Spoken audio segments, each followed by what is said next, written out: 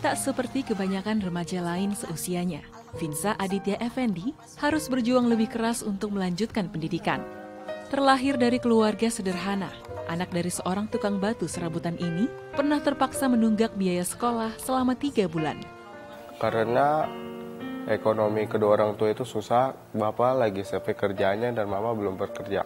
Perasaannya sih kayak sangat belajarnya kurang nyaman karena kan TU-nya selalu minta kedua orang tua untuk bayar SPP, jadi saya belajar karena saya kayak orang kayak nyesal gitu masuk swasta.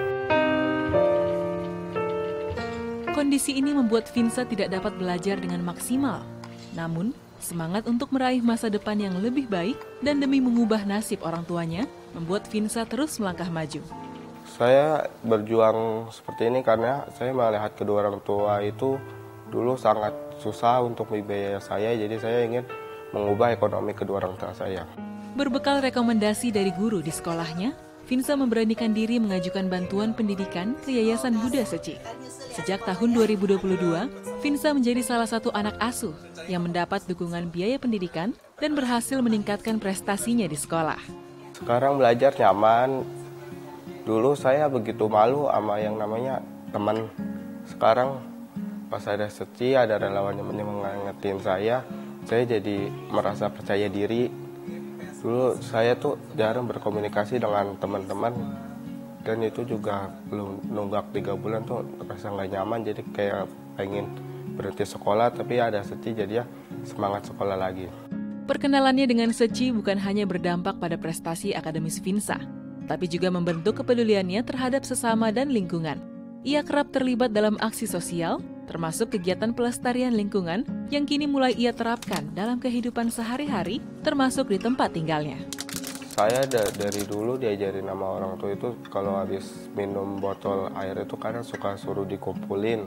Tapi saya kayak kayak sepele gitu, tapi ketika saya ngikut pelestarian lingkungan, ngobrol dengan relawan, saya yakin ternyata Indonesia terlalu banyak sampah. Walaupun saya dulunya kayak nggak percaya, sekarang percaya ngumpulin botol itu bisa ngurangin sampah negara sendiri, habis itu bisa menghasilkan uang.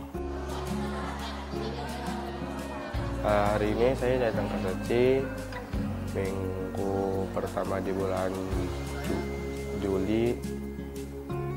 Saya di sini itu ikut acara gathering ke KNU. Cinta kasih yang ia terima dari para relawan tak hanya menguatkannya, tetapi juga menanamkan tekad untuk meneruskan kebaikan itu kepada sesama yang membutuhkan. Relawan yang mendampingi saya itu begitu baik sama saya, sampai-sampai saya itu menganggap relawan saya mendampingi saya itu seperti keluarga sendiri.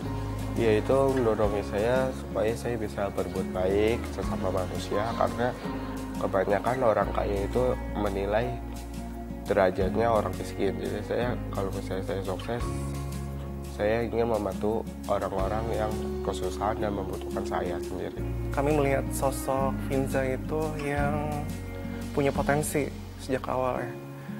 Jadi terus setelah kami berinteraksi dengan dia, kami tahu dia pribadi yang nggak hanya pintar secara akademis, tapi pribadi yang mau berproses dan belajar dan berubah.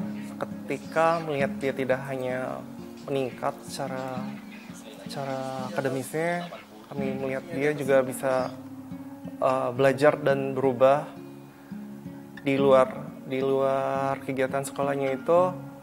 Tentunya bagi relawan itu merupakan sesuatu yang priceless ya. Finsa adalah bukti bahwa satu uluran tangan bisa mengubah masa depan. Sinaris Yahaan, Gunadi, Da ITV.